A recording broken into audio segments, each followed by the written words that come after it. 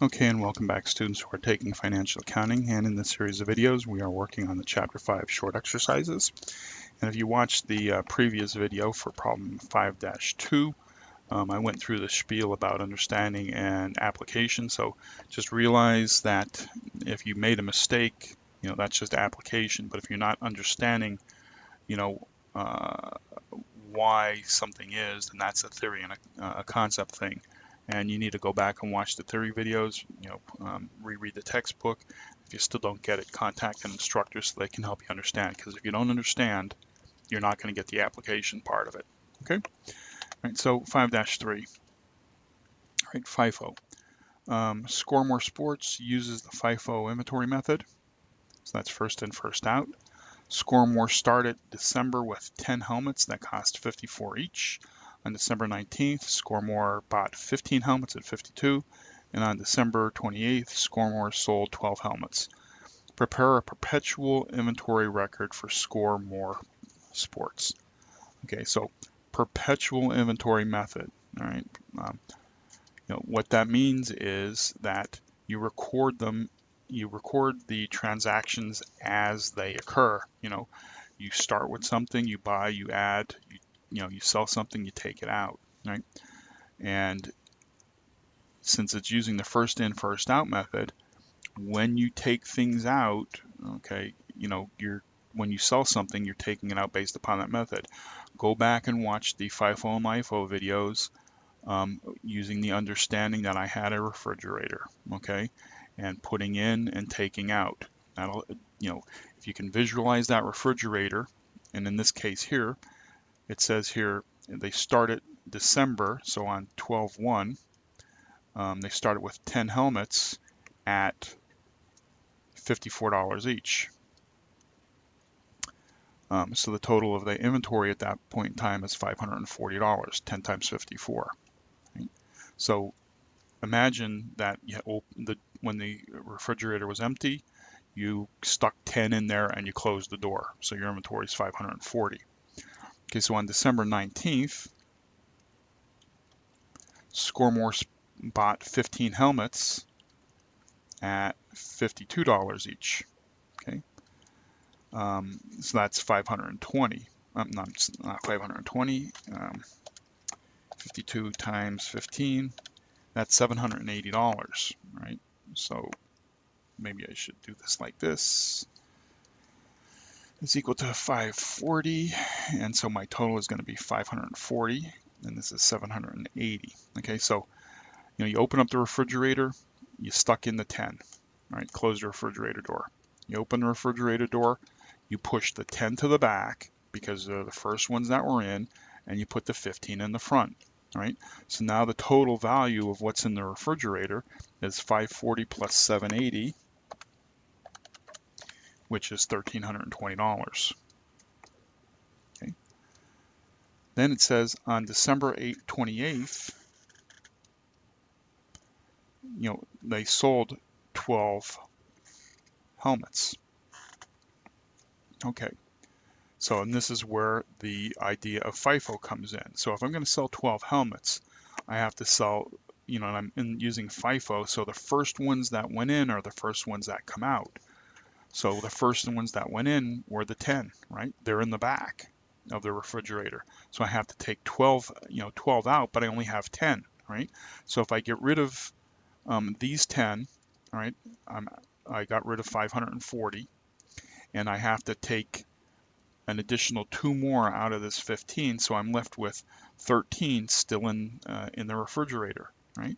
So 13 times 52 means that my inventory now, the value is $776, okay? Because I sold 12 and I ended up taking them out, right? If I was going the opposite direction, all right, with LIFO, I would have taken, let me just quickly do that here, just so you can get a little bit of a gist of what I'm talking about. So with FIFO, my inventory is, the value of the inventory is 676. But if I was using LIFO, LIFO is taking the last ones out. Well, the last ones that I put in were the 15. If I take 12 out of that 15, that means I'm left with 3. So 3 at 52 is 156, and then I still have 10 at 54, so that's 540, 6, 9. So now the value of my inventory is 696 if I'm using LIFO. So that's like the difference between the two. That's why I use the refrigerator as an example, because when I open it up and I put in 10 first, right, and then I put in the 15 second, right, well, depending upon the way I value it, depending upon the method, FIFO or LIFO, I decide which ones come out first, and then I just value what's left in there.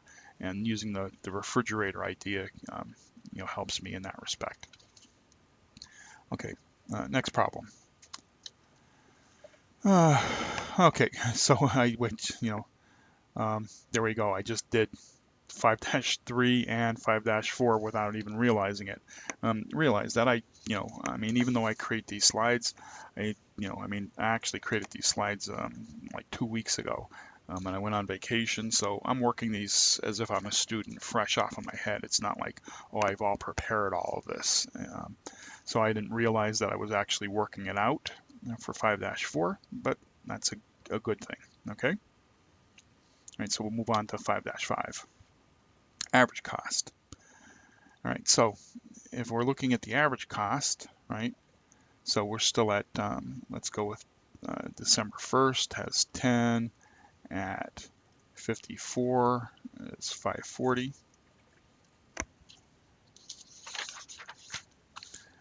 All right, and then so my average cost obviously for for those 10 is $54, because 540 divided by 10, it can't be any different. So then on December 19th, they buy 15 at $52 each, which we had said was 780, and which we had said the total value of the inventory at that is 13. How much was that? 1320. Now this is where the average cost is. So my average cost here on December 1st obviously is $54 per unit, because it's just the 10 times 54. But now we have a total of 25, right? 10 plus the 15, right? That's what we have in the refrigerator. So we have 25 units in there, 25 helmets, but our cost here is $1,320. So if I take $1,320 and divide it by the 25, I end up with an average cost of $52.80. Okay.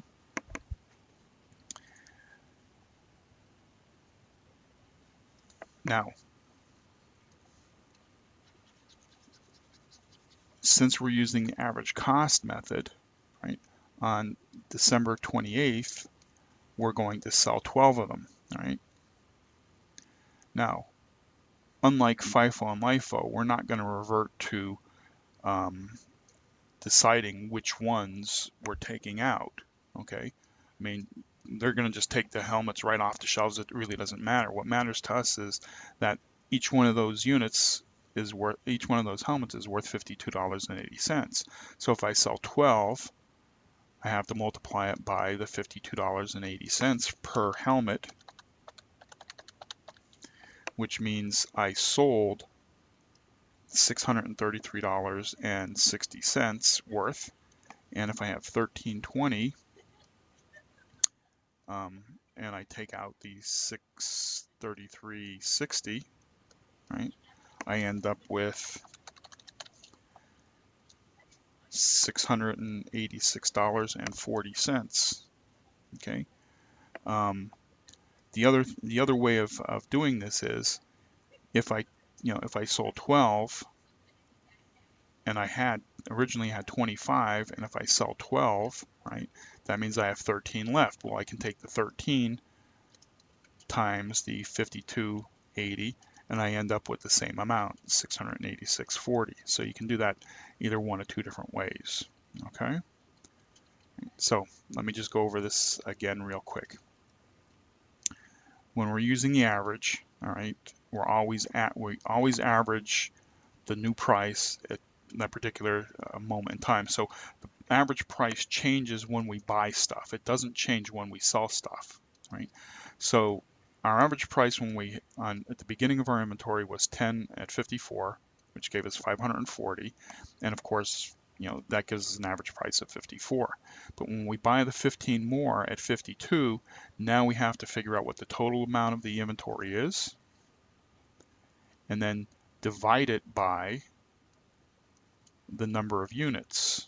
All right, in this case here it's 25, right? And that gave us an average price of 52.80. Now, as far as we're concerned, it doesn't matter that we paid 54 for these 10 and 52 for these 15.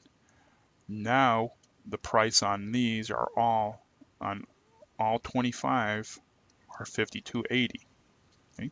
So when we sell 12, okay, remember we have 25 of them. When we sell 12 of them, we have 13 left.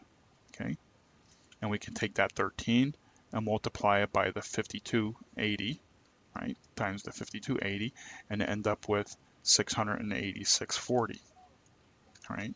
And that would be the value of the inventory as of December 28th, right? Because every unit is worth 52.80.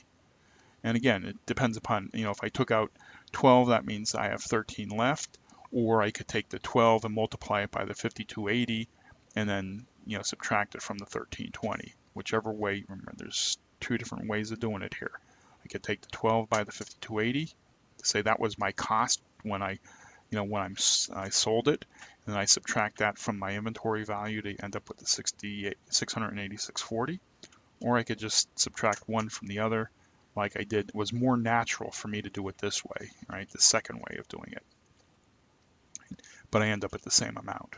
Okay, all right, so that's it, and we'll go on to 5-6 in the next video.